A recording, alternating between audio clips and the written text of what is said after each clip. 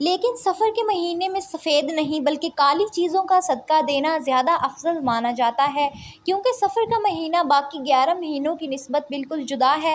جیسا کہ آپ نے بھی سفر کے مہینے کے بارے میں ضرور سن رکھا ہوگا کہ سفر کے مہینے میں آسمان سے بلائیں نازل کی جاتی ہیں۔ آسمان سے نازل ہونے والی یہ بلائیں جیسے ہی زمین پر اترتی ہیں تو یہ ایسے لوگوں کو تلاش کرنے لگتی ہیں جن پر یہ آسانی سے سوار ہو سکیں۔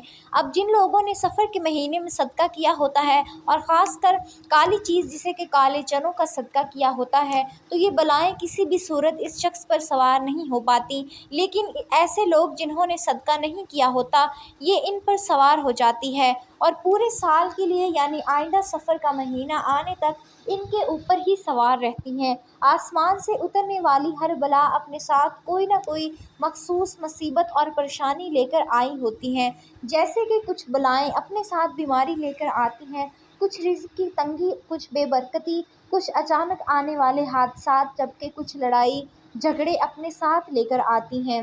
بسم اللہ الرحمن الرحیم۔ السلام علیکم۔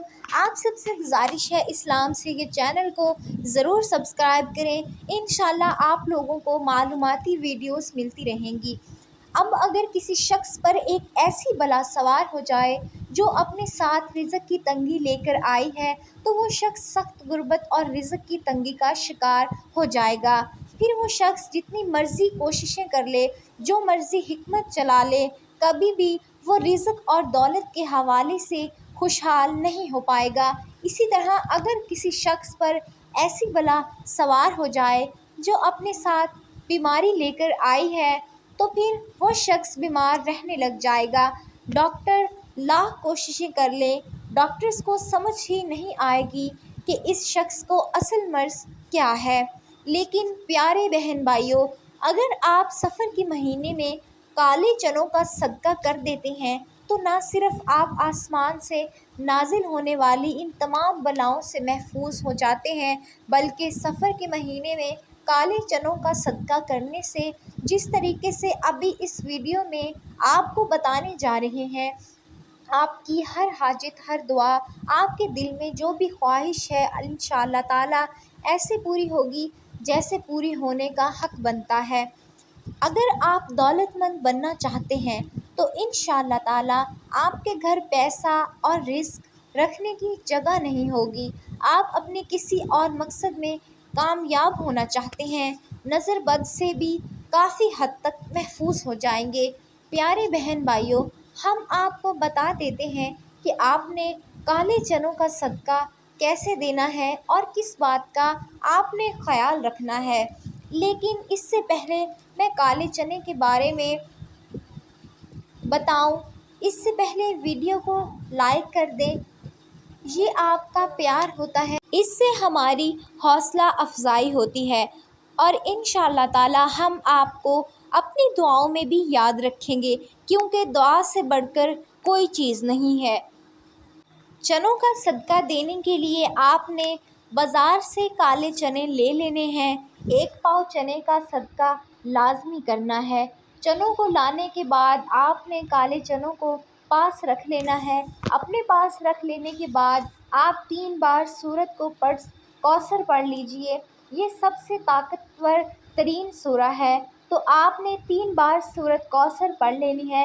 اس سورۃ کوثر کے بارے میں ہمارے یوٹیوب چینل پر آپ کو ایک ویڈیو مل جائے گی جس میں آپ کو سورۃ الکوثر کی فضیلت کا پتہ چل جائے گا۔ جب پڑھ لیں گے اس کے بعد آپ نے 3 بار ہی سورۃ الناس پڑھ لینی ہے۔ سورۃ الناس بھی بہت چھوٹی سی سورہ ہے۔ جب آپ 3 بار سورۃ الناس پڑھ لیں تو اس کے بعد آپ نے آخر میں 3 بار ہی سورۃ الفلق پڑھ لینی ہے۔ یہ بہت چھوٹی سی سورہ ہے۔ پیارے بہن بھائیوں، سورۃ الکوثر کے بارے میں تو میں آپ کو بتا ہی چکا ہوں کہ یہ قرآن پاک کی سب سے چھوٹی لیکن سب سے طاقتور سورہ ہے، اور اس کی وجہ بھی آپ کو پتہ ہے کیونکہ یہ اللہ تعالیٰ کی جانب سے نبی کریم صلی اللہ علیہ وسلم کو ایک تحفہ تھی۔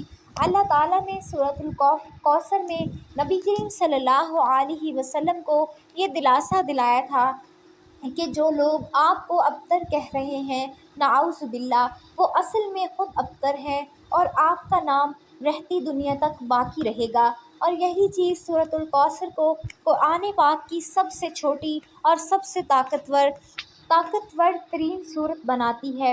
اس طرح اگر سورۃ الناس اور سورۃ الفلق کی بات کریں تو یہ دونوں بھی بہت چھوٹی چھوٹی صورتیں ہیں لیکن بے حد طاقتور ہیں۔ سورۃ الناس اور سورۃ الفلق پڑھنے والا جن اور انسان دونوں کے شر کی حسد سے محفوظ ہو جاتا ہے۔ آسمانی بلائیں اس پر نازل ہونے کا سوچ بھی نہیں سکتی۔ اچانک آنے والی مصیبتوں سے انسان مکمل طور پر محفوظ ہو جاتا ہے۔ تو پیارے بہن بھائیوں، جب آپ 3 بار سورۃ الکوثر، سورۃ الفلق اور سورۃ الناس پڑھتے کے وقت جو آپ کے سامنے چنے رکھے ہوئے ہیں ان کو آپ نے صدقہ کر دینا ہے۔ کالے چنوں کو آپ نے صدقہ کس طریقے سے کرنا ہے یہ بھی نوٹ فرما لیں۔ سب سے پہلے چیز یہ کہ کالے چنوں کو کبھی بھی آپ نے کچا صدقہ نہیں کرنا، یعنی بنا پکائے، نہ کسی نے اور نہ ہی آپ نے۔ کالے چنوں کا صدقہ کرنا ہے، آپ نے ان کالے چنوں کو پکا کر صدقہ کرنا ہے۔ کچھ لوگ کیا کرتے ہیں، وہ کالے چنوں کو صرف ابال لیتے ہیں اور جب کالے چنے ابل جاتے ہیں، اچھی طرح سے گل جاتے ہیں تو ان کو گلی محلے میں یا غریب بچوں میں تقسیم کر دیتے ہیں۔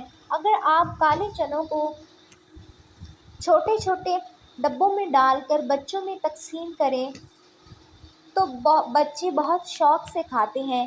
اسی طرح آپ ان کالے چنوں پر نمک وغیرہ ڈال کر اور ڈبے بنا کر بھی بچوں میں تقسیم کر سکتے ہیں، یا آپ بھی کالے چنے کو ابال کر تقسیم کر دیتے ہیں تو بچے وہ بھی خوشی خوشی لے لیتے ہیں اور غریبوں کو روٹی کے ساتھ کھانا کھلا دیتے ہیں۔ جیسے ہی آپ کالے چنوں کا صدقہ کر کے گھر میں داخل ہوں گے، آپ کو اپنی کھلی آنکھوں پہ یقین نہیں ہوگا۔ آپ کے تمام بند دروازے، راستے، آپ کی تمام مشکلات انشاءاللہ تعالیٰ ایسے دور ہونے لگیں گی کہ آپ کو سمجھنا مشکل ہے۔ آپ سارا سال مجھے دعائیں دیتے نہیں تھکیں گے۔ اگر ویڈیو اچھی لگی تو کمنٹ باکس میں ماشاءاللہ یا سبحان اللہ ضرور لکھیے گا۔